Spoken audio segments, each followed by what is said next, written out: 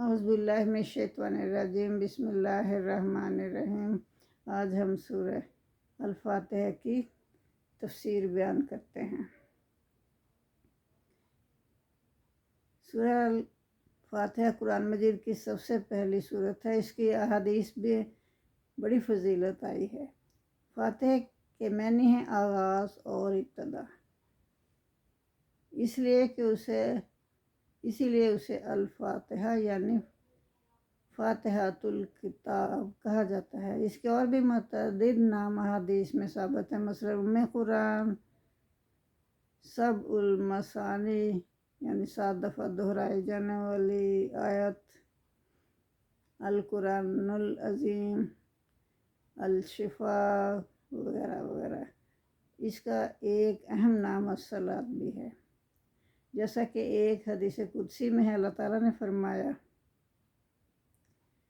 قاسمت الصلاۃ بینی و بین عبادی، میں نے تقسیم کر دیا اس سورت کو 2 حصوں میں، یہ اللہ تعالیٰ فرما رہے ہیں۔ تو اس کا نصف حصہ اللہ تعالیٰ نے کی حمد و ثنا اور اس کی رحمت اور ربوبیت اور عدل و بادشاہت کے بیان میں ہے، اور نصف حصے میں دعا و مناجات ہے جو بندہ اللہ کی بارگاہ میں کرتا ہے۔ اس حدیث میں سورہ فاتحہ کو نماز سے تعبیر کیا گیا ہے، جس سے یہ صاف معلوم ہوتا ہے کہ نماز میں اس کا پڑھنا بہت ضروری ہے۔ چنانچہ نبی صلی اللہ علیہ وسلم کے ارشادات میں اس کی خوب وضاحت کر دی گئی ہیں۔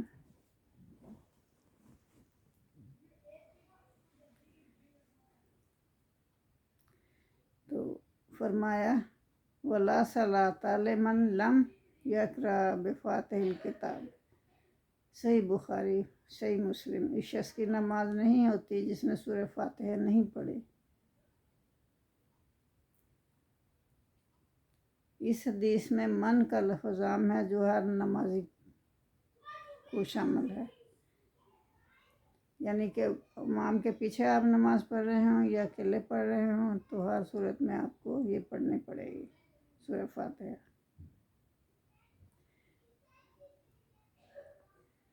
تو اس کی مزید تائید اس حدیث سے بھی ہوتی ہے کہ جس میں آتا کہ ایک مرتبہ نماز فجر میں بعض صحابہ کرام بھی نبی کریم صلی اللہ علیہ وسلم کے ساتھ قرآن پڑھتے تھے نا، جس کی وجہ سے آپ پر قرآن بوجھل ہو گئی۔ نماز ختم ہونے کے بعد جب آپ صلی اللہ علیہ وسلم نے پوچھا کہ تم بھی میرے ساتھ پڑھتے رہے، تو انہوں نے اس بات میں جواب دیا، تو آپ نے فرمایا کہ تم ایسا مت کیا کرو، یعنی ساتھ ساتھ مت پڑھا کرو، البتہ سورہ فاتحہ ضرور پڑھا کرو، کیونکہ اس کے بغیر نماز نہیں ہوتی۔ جب سورہ فاتحہ اپنے دل میں پڑھا کرو، اس وقت جس نے سورہ فاتحہ نہ پڑھی اس کی نماز ناقص ہے۔ تو یہ 3 مرتبہ حضور صلی اللہ علیہ وسلم نے فرمایا۔ تو حضرت ابو ہریرہ رضی اللہ تعالیٰ عنہ سے لوگوں نے عرض کیا کہ امام کے پیچھے بھی ہم جب نماز پڑھتے ہیں تو اس وقت کیا کریں ہم لوگ؟ تو حضرت ابو ہریرہ رضی اللہ تعالیٰ نے فرمایا تو جب تم امام کے پیچھے پڑھ رہے ہو تو تم اپنے دل میں سورہ فاتحہ دہراتے جاؤ۔ جزاک اللہ۔ مذکورہ دونوں حدیثوں سے واضح ہے کہ قرآن مجید میں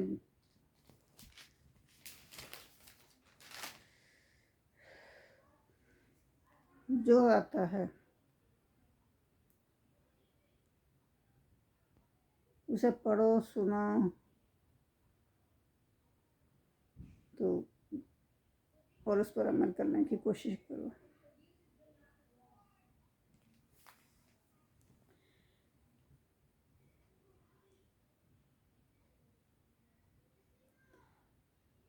الحمدللہ میزان کو بھر دیتا ہے، اسی لیے ایک اور حدیث میں بھی آتا ہے کہ اللہ اس بات کو پسند فرماتا ہے کہ ہر کھانے پر اور پینے پر بندہ اللہ کی حمد کرے۔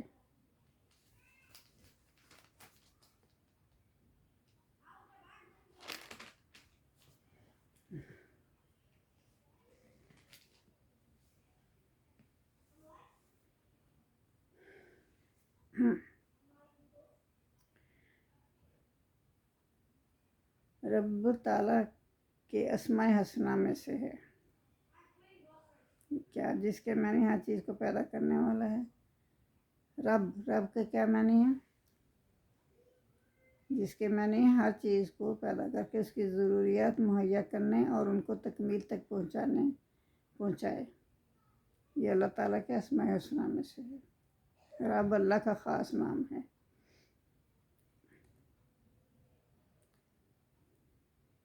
تو اس کا استعمال بغیر اضافت کے کسی اور کے لیے جائز نہیں.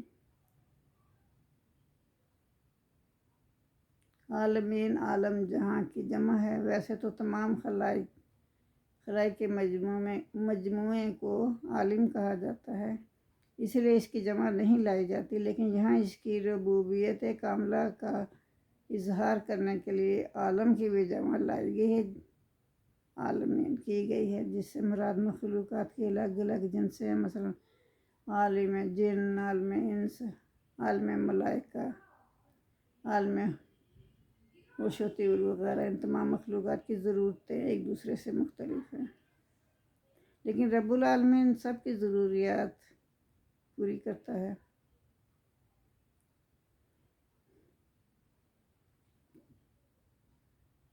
تو رحمان جو ہے، رحیم کی نسبت زیادہ مبالغہ ہے اس میں، اس لیے کہ رحمان دنیا اور آخرت کے لیے، رحمان کا لفظ دنیا اور آخرت کے لیے استعمال کیا جاتا ہے. دنیا میں اس کی رحمت عام ہے، رحمان میں رحیم کی نسبت زیادہ مبالغہ ہے، اس لیے رحمان دنیا اور آخرت کے لیے کہا جاتا ہے. دنیا میں اس کی رحمت عام ہے، رحمان میں اسی لیے کہ دنیا میں کافر اور مومن سب کے لیے یہ رب جو ہے، یہ اس کی رب سے، اللہ تعالیٰ سے ہر کوئی فیض یاب ہو رہا ہے، اور آخرت میں صرف رحیم ہے وہ، یعنی اس کی رحمت صرف مومنین کے لیے ہی خاص ہوگی.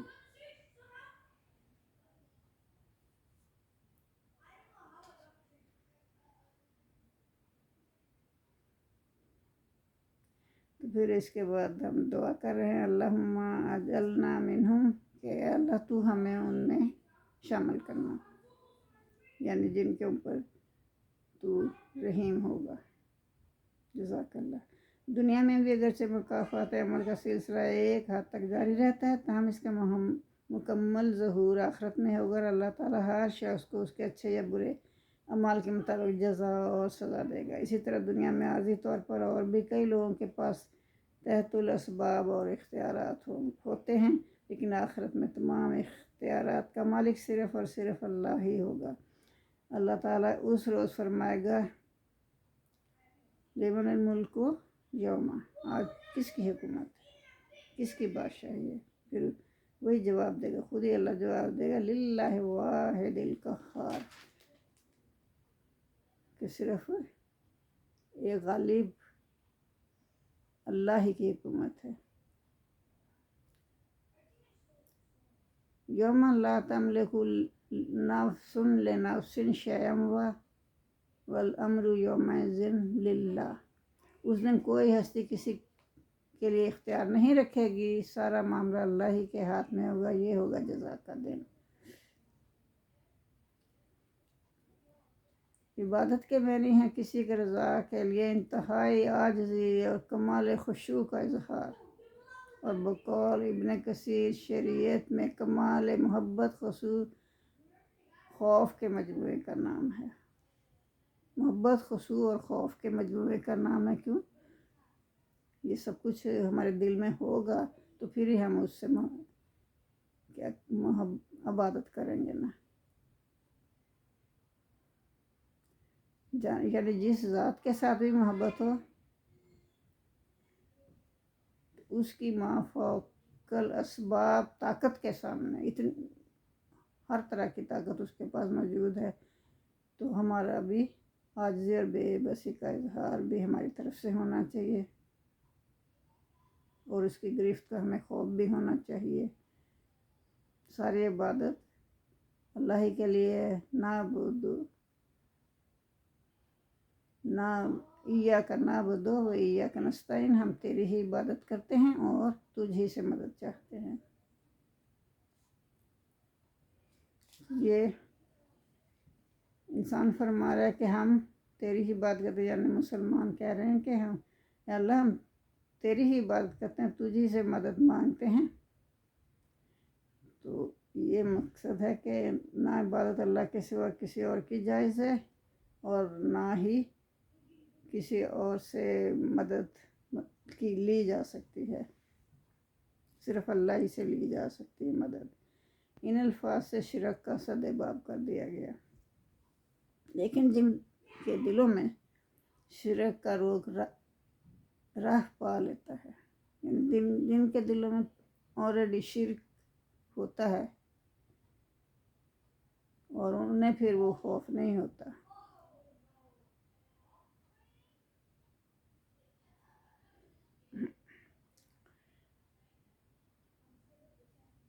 तो वो कहते हैं कि जिनके दिलों में रोग होता है ना, बीमारी होती है शिरक की, तो वो अपनी तरफ से बहाने बना लेते हैं। हम बीमार होते हैं तो डॉक्टर के पास जाते हैं, वसीले बनाते हैं। तो वो तो अल्लाह ही चाहेगा तो हम डॉक्टर के पास जाएंगे, अल्लाह ही चाहेगा तो वो हमें डॉक्टर ठीक करेगा। अगर अल्लाह की मर्ज़ी ना होगी तो वो डॉक्टर भी हमें ठीक नहीं कर सकता। तो अल्लाह के सिवा औरों से मदद मांगना भी जायज़ नहीं है। तो दूसरी ये कि असबाब के तहत एक दूसरे से मदद लेना और मदद करना, ये शिरक नहीं है। ये तो अल्लाह का बनाया हुआ निज़ाम है, जिससे सारे काम ज़ाहिरी असबाब के मुताबिक ही होते हैं। हत्ता कि अम्बिया भी इंसानों की मदद हासिल करते हैं। हज़रत ईसा अलैहिस्सलाम ने फरमाया, मन अंसारी इल्लल्लाह, अल्लाह के दिन में कौन मेरी मदद करेगा, ये उन्होंने कहा था। अल्लाह ताला ने अहले ईमान को फरमाया, क्या फरमाया अल्लाह ताला ने, वतावनु अलल बिर्र वत्तक़वा, कि तुम मदद करो एक दूसरे की नेकी में और तकवे में। तकवे नेकी के कामों में एक दूसरे की मदद करो। ज़ाहिरी बात है ये तावन ममनू नहीं है, ना शिरक है, बल्कि मतलूब व महमूद है।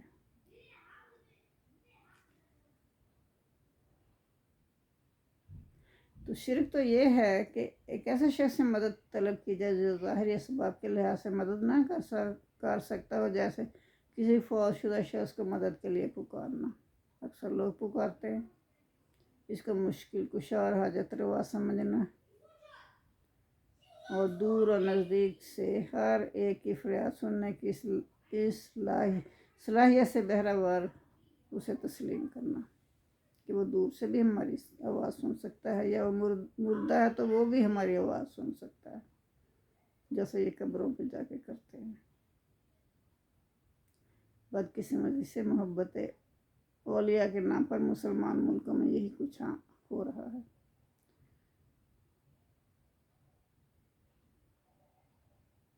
इसी का नाम शिरक है।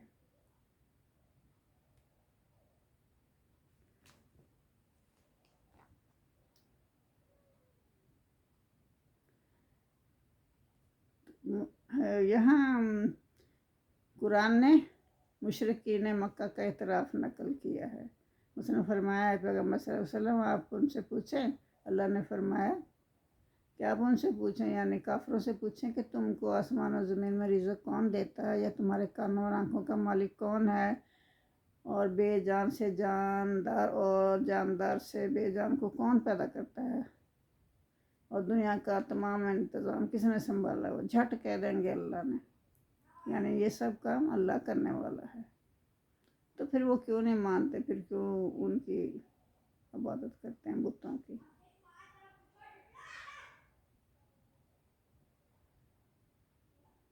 तो फिर एक मरतबा सूरह अल-ज़ुमर की आयत नंबर 38 में एक अल्लाह ताला ने फरमाया, मोहम्मद सल्लल्लाहु अलैहि वसल्लम, आप अगर इनसे पूछे कि ज़मीन और आसमान में जो कुछ है वो सब किसका माल है, और अर्श अज़ीम का मालिक कौन है, हर चीज़ की बादशाही किसके हाथ में है, और वो सबको पनाह देता है, और कौन है जो सबको पनाह देता है, तो इसके मुकाबले कोई पनाह देने वाला नहीं है। इन सब के जवाब में उनका एक ही लफ्ज़ है कि کہیں گے اللہ تعالیٰ، یعنی یہ سارے کام اللہ ہی کر سکتا ہے۔ سورہ المومنین کی آیت نمبر 84 اور 89 میں اللہ فرما رہا ہے وغیرہ من الآیات۔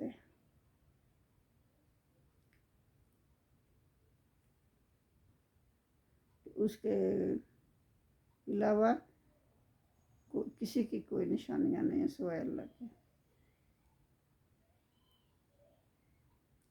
توحید کا مطلب ہے کہ عبادت کی تمام اقسام کا مستحق صرف اللہ تعالیٰ ہے، اور عبادت ہر کام جو ہم کسی مخصوص ہستی کی رضا کے لیے کرتے ہیں یا اس کی ناراضگی کے خوف سے کرتے ہیں، وہ اسی کے لیے نماز، روزہ، حج، زکوٰۃ،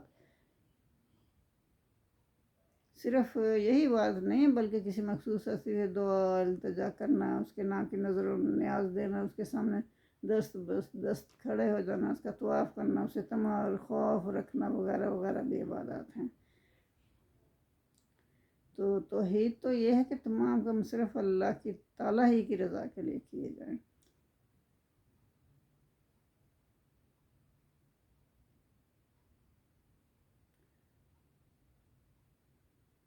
توحید صفات کا مطلب کیا ہے؟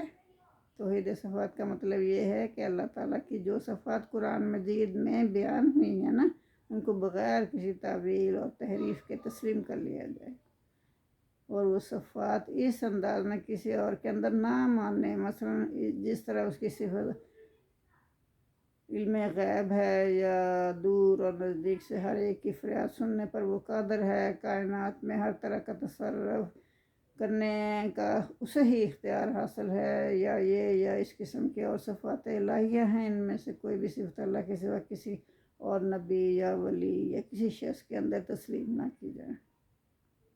اگر تسلیم کی جائیں گی تو یہ شرک ہوگا۔ افسوس کے قبر پرستوں میں شرک کی یہ قسم بھی عام ہے۔ انہوں نے اللہ کی مذکورہ صفات میں بہت سے بندوں کو بھی شریک کر رکھا ہے۔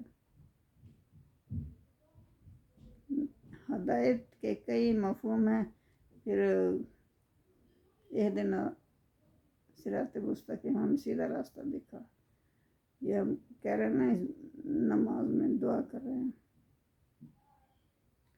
تو ہدایت کے کئی مفہوم ہیں، سیدھے راستے کی طرف رہنمائی کرنا، راستے پر چلا دینا، منزل مقصود تک پہنچا دینا۔ تو یہاں ہم یہی دعا کرتے ہیں کہ اللہ ہمیں صراط مستقیم کی طرف رہنمائی فرما، اس پر چلنے کی توفیق دے، اس پر استقامت نصیب فرما، تاکہ ہمیں تیری رضا حاصل ہو جائے اور ہمیں منزل مقصود مل جائے۔ تو یہ صراط مستقیم محض عقل اور ذہانت سے حاصل نہیں ہو سکتی۔ یہ صراط مستقیم وہی ہے، یعنی کہ اسلام ہے، جسے نبی صلی اللہ علیہ وآلہ وسلم نے دنیا کے سامنے پیش فرمایا، جو اب قرآن اور احادیث میں محفوظ ہے۔ صراط مستقیم کی وضاحت یہ ہے کہ یہ سیدھا راستہ وہ ہے جس پر وہ لوگ چلے جن پر تیرا نام ہوا۔ صراط الذین انعمت علیہم غیر انعمت علیہم، یہاں تک ابھی ہم کرتے ہیں۔ تو صراط مستقیم کی وضاحت یہ ہے کہ سیدھا راستہ وہ جس پر وہ لوگ چلے۔ کون لوگ چلے؟ جن پر اللہ نے انعام کیا، انعمت علیہم، جن پر اے اللہ تو نے اپنا نام کیا، ہمیں اس راستے پر چلا، اس سیدھے راستے پر چلا۔ اس میں کون لوگ شامل ہیں؟ انبیاء، شہداء، صدیقین، صالحین۔ یہ سورہ نساء میں آیا ہے۔ وَمَن يُطِعِ اللَّهَ وَرَسُولَهُ فَأُولَٰئِکَ مَعَ الَّذِینَ أَنْعَمَ اللَّهُ عَلَیْہِم مِّنَ النَّبِیِّینَ وَالصِّدِّیقِینَ وَالشُّہَدَاءِ وَالصَّالِحِینَ وَحَسُنَ أُولَٰئِکَ رفیقا، وَحَسُنَ أُولَٰئِکَ رفیقا۔ اور اللہ اور اس کے رسول کی اطاعت جو کرتے ہیں وہ قیامت کے روز ان لوگوں کے ساتھ ہوں گے جن پر اللہ نے انعام کیا۔ جن پر انعام کیا یعنی انبیاء، صدیقین، شہداء، صالحین، اور ان لوگوں کی رفاقت بھی خوب ہے۔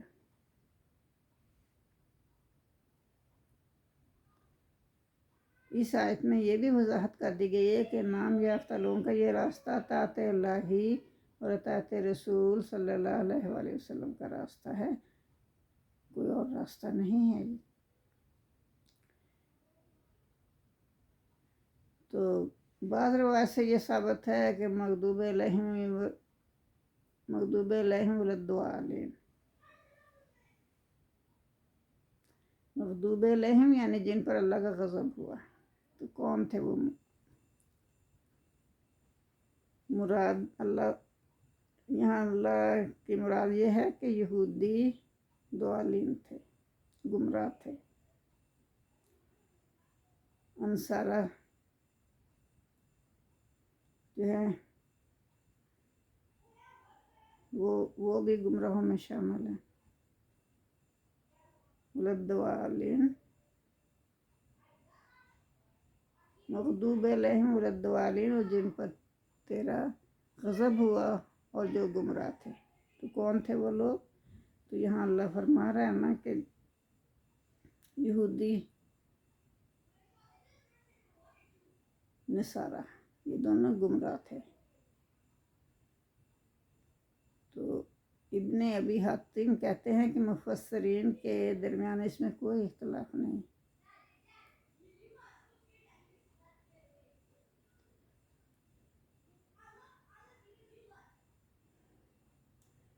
اس لیے صراط مستقیم پر چلنے کی خواہش رکھنے والوں کے لیے ضروری ہے کہ وہ یہود و نصارہ دونوں کی گمراہیوں سے بچ کر رہیں۔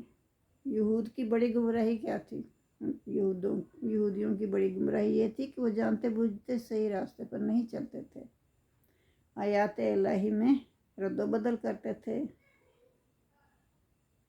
ہیلا کرنے سے گریز نہیں کرتے تھے، حضرت عزیر علیہ السلام کو ابن اللہ کہتے تھے، نعوذ باللہ، اپنے احبار اور رہبان کو حرام و حلال کرنے کا مجاز سمجھتے تھے۔ ان کے جو جنہوں نے ترک دنیا کی ہوئی تھی نا، اور ان کے جو یہ عالم تھے، ان کو وہ سب کچھ سمجھتے تھے، جو وہ حلال کہہ دیں وہ حلال اس کو کر لیتے تھے، جو وہ حرام کہہ رہے ہیں وہ حرام اس کو مان لیتے تھے۔ اللہ کی کتاب کھولتے ہی نہیں تھے، پڑھتے ہی نہیں تھے کہ اللہ نے کیا ہمیں فرمایا ہوا ہے۔ تو نصارہ جو تھے ان کی بڑی غلطی یہ تھی کہ انہوں نے حضرت عیسیٰ علیہ السلام کی شان میں غلو کیا، انہیں حد سے زیادہ بڑا چڑھا دیا، اللہ سے بھی زیادہ مرتبہ دے دیا، نعوذ باللہ، اور انہیں ابن اللہ قرار دیا، اور ثالث و ثلاثات ہے، اللہ کا بیٹا ہے، اور تین خدا میں سے ایک قرار دیا۔ افسوس کی بات یہ ہے کہ امت محمدیہ میں بھی یہ گمراہیاں ہیں، اور اسی وجہ سے وہ دنیا میں ذلیل و رسوا ہو رہے ہیں۔ اللہ تعالیٰ سے اسے ضلالت کے گھڑے سے نکالے تاکہ وہ ان عذابوں سے محفوظ رہے۔ جزاک اللہ۔ سورہ فاتحہ کے آخر میں آمین کہنے کی بڑی نبی صلی اللہ علیہ وسلم نے بڑی تاکید کی ہے اور فضیلت بیان فرمائی ہے۔ اس لیے امام کو بھی اور مقتدی کو بھی ہر ایک کو آمین کہنی چاہیے۔ نبی کریم صلی اللہ علیہ وسلم نے فرمایا کہ اونچی آواز سے آمین کہا کرو، اور خود بھی وہ اونچی آواز سے آمین کہا کرتے تھے، اور صحابہ بھی، حتیٰ کہ مسجد گونج اٹھتی تھی۔ ابن ماجہ، ابن کثیر۔ بنا بری آمین اونچی آواز سے کہنا سنت اور صحابہ کرام صلی اللہ علیہ وسلم کا معمول تھا۔ جزاک اللہ۔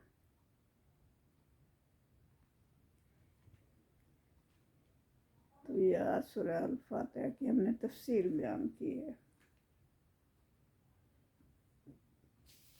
اللہم صلی علی محمد وعلی آل محمد کما صلیت علی ابراہیم وعلی آل ابراہیم انک حمید مجید، اللہم بارک علی محمد وعلی آل محمد کما بارکت علی ابراہیم وعلی آل ابراہیم انک حمید مجید۔ اللهم صل على محمد وعلى آل محمد كما صليت على إبراهيم وعلى آل إبراهيم إنك حميد مجيد اللهم بارك على محمد وعلى آل محمد كما باركت على إبراهيم وعلى آل إبراهيم إنك حميد مجيد ربنا آتنا في الدنيا حسنة وفي الآخرة حسنة وقنا عذاب النار آمين ثم آمين جزاك الله.